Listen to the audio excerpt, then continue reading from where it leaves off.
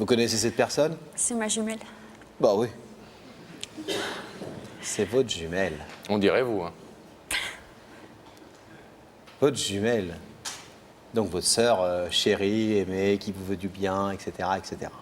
Hein? Ouais. Elle, il n'y a pas de souci avec elle. Vous lui faites une totale confiance. Oui. Vous l'adorez. Ouais.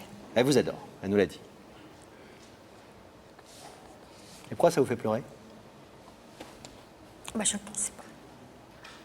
Vous n'imaginiez pas que Marie-Laure soit la personne qui vous avait invité? Non. Et vous dites, mais qu'est-ce qu'elle est venue me dire ce soir? Ouais, je sais pas. Vous voulez l'écouter? Ouais. Marie-Laure, joli messager, c'est à vous. Alors voilà, Véronique, je t'ai fait venir aujourd'hui parce que je pense que depuis plusieurs mois, tu n'as pas écouté ce que Marc avait à te dire. Donc j'aimerais que ce soir, tu ouvres ton cœur et que tu essayes d'écouter. Si je suis là, c'est pour te garantir qu'il est sincère, malgré les apparences qui sont contre lui. Je veux ton bonheur, tu sais que je t'aime, tu es ma sœur, tu es ma chair, tu es mon sang. Et c'est pour toi que je suis là ce soir. C'est pour que tu ne passes pas à côté de quelque chose qui pourrait être bien pour toi. Voilà. Et vous n'êtes pas venu seul, hein? Non, je suis venue accompagnée de Marc.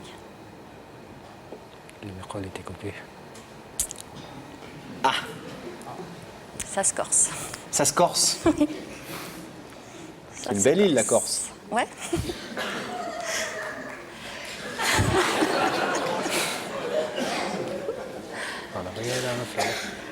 Ton humour... Oui, il y a une personne. Ah ouais, une fan. Merci, mademoiselle. hein. Merci. C'était pour détendre un peu l'atmosphère, Véronique, hein. Alors Véronique, vous avez accepté d'écouter ce que votre sœur jumelle et adorée avait à vous dire. On a mis en préambule qu'elle vous voulait du bien. Elle vous demande d'écouter Marc. Est-ce que vous acceptez d'écouter Marc? Je suis là, donc j'écoute. Marc, c'est à vous. Ouais, Véronique, je suis venu ce soir pour te demander pardon du mal que j'ai pu te faire et pour dire je t'aime en public. Et franchement, je pourrais plus vivre sans toi. Tous les soirs, tous les jours, je pense à toi. Franchement, j'arrive plus à vivre sans toi.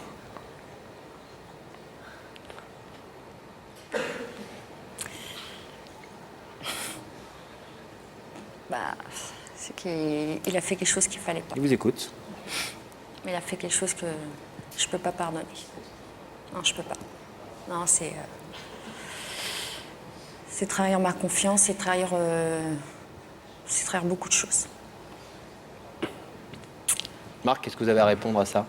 Avec cette fille, il s'est rien passé. Il n'y a eu que des paroles au téléphone. Franchement, elle était trop jeune. J'allais rien faire avec elle. Mais disons que je les ai entendus et c'est ça ce qui... ça fait mal. Se Oh, dire peut-être que j'aurais pas intervenu tout de suite, je ne sais pas ce qui serait passé.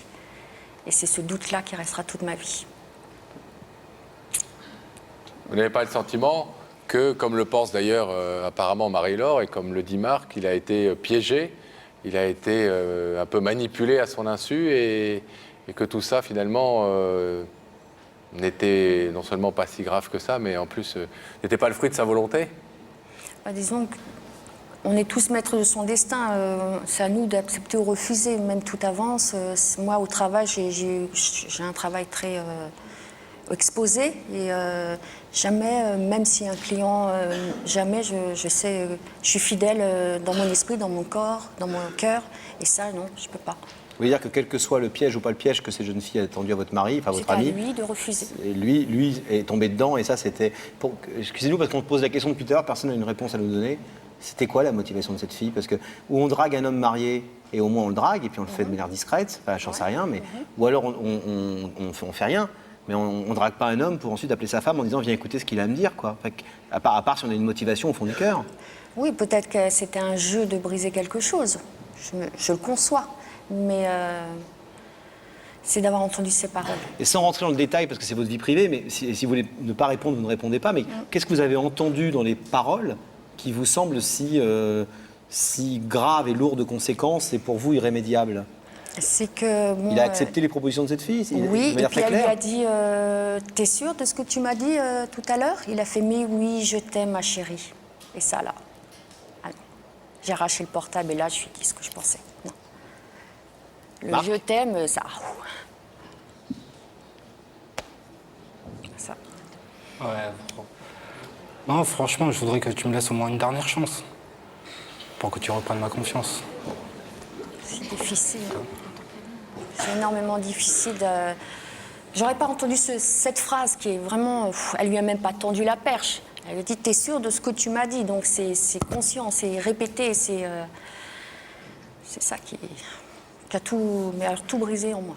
Oui, mais hors contexte, c'est pas pour défendre Marc, je ne connais pas votre histoire dans le détail, et c'est votre vie, mais en tout cas tel que ça nous a été présenté, y compris par votre sœur qui a priori ne peut vouloir que votre bonheur. Et si elle est là, si elle fait cette démarche, c'est qu'elle pense très sincèrement que Marc est la bonne personne pour vous. Donc on a tendance, Laurent et moi, à penser que peut-être il faut lui accorder un peu le bénéfice du doute à Marc, et que peut-être cette phrase a été sortie du contexte et que elle lui avait, peut-être que c'est quelqu'un qui lui avait demandé quelque temps plus tôt s'il tenait à elle, s'il avait de l'affection pour elle, et voilà.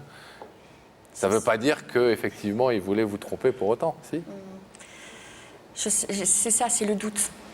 Quand il est installé quelque part, pour le chasser, c'est... Et quand vous expliquez que même votre sœur jumelle... Non, c'est à elle que je voulais poser la question. Marie-Laure, Oui. quand vous entendez ce que vous dit votre sœur, qu'elle a déjà dû vous dire plein de fois quand même, et puis vous étiez au courant de ce... Oui, moi aussi, ma chérie, enfin ces mots-là, etc. Vous répondez quoi, votre sœur ? Ben, je dirais que c'est une phrase qui a été tendue. Quand on me pose la question tu es sûre de ce que tu m'as dit tout à l'heure ?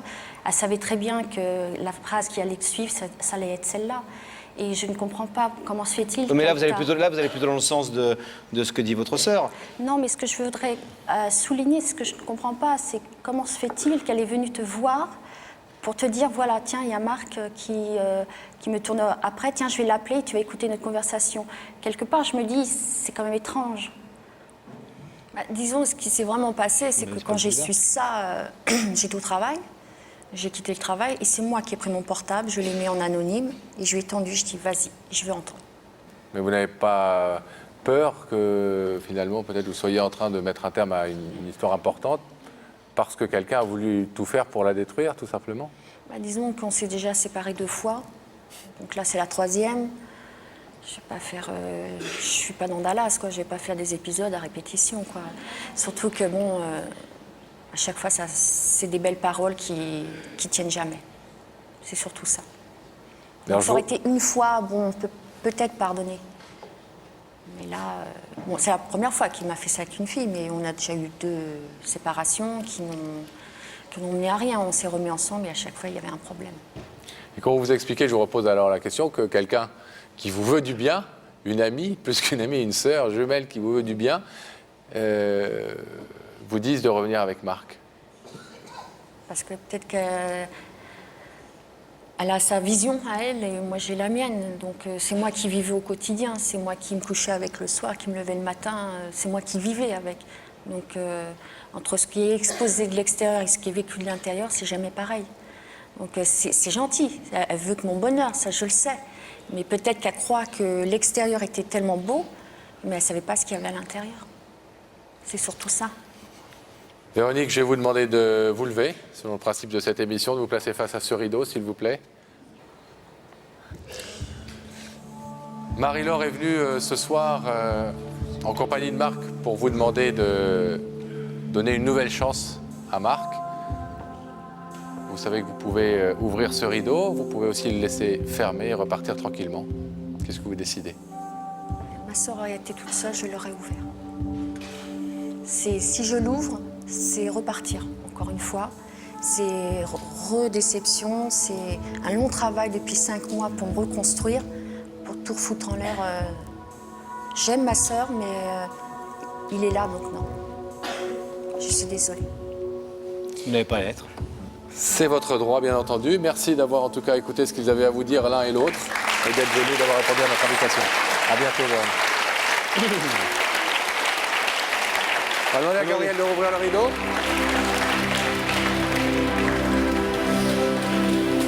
Tant pis. On a fait ce qu'on a pu, chère sœur et Marc. Je pense que le mieux à vous dire est peut-être que de laisser passer un peu de temps et que vous réexpliquiez. Et puis l'amour, ça se fait, si j'ose dire, à deux. Ouais. Et que si elle n'éprouve pas pour l'instant un tel manque au point qu'elle vous dise non aujourd'hui, c'est qu'on peut difficilement forcer les choses, quoi. En tout cas, il a une vraie alliée, et Ouais. j'espère que ça va pas. On espère que ça va pas brouiller de quelque manière que ce soit vos rapports avec votre sœur qui ont l'air d'être excellents. Tout à fait. Merci d'avoir fait cette Merci. démarche, Marie-Laure. Salut Marc. Au revoir. Bon courage. Au revoir, bon courage.